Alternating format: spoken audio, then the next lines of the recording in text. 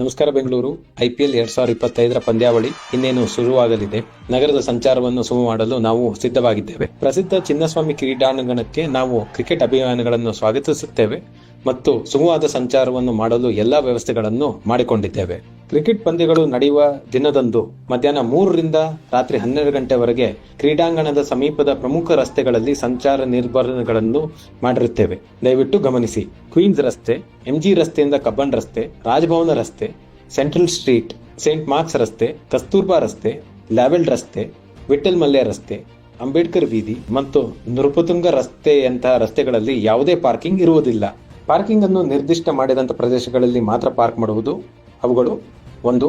Saint Joseph Indian high school ಮೈದಾನ, 2. UB city parking ಸ್ಥಳ, 3. BMTC TTMC Shivajinagar 1ನೇ ಮಹಡಿ, 4ನೇದು KGAD ಹಳೆ ಕಟ್ಟಡ, 5ನೇದು ಕಿಂಗ್ಸ್ ವೇ ಕಬ್ಬನ್ ಪಾರ್ಕ್ ಒಳಗಡೆ, 6ನೇದು ಸೇಂಟ್ ಜೋಸೆಫ್ ಬಾಯ್ಸ್ ಹೈಸ್ಕೂಲ್ ನ ಬೇಸ್ಮೆಂಟ್ ಪಾರ್ಕಿಂಗ್.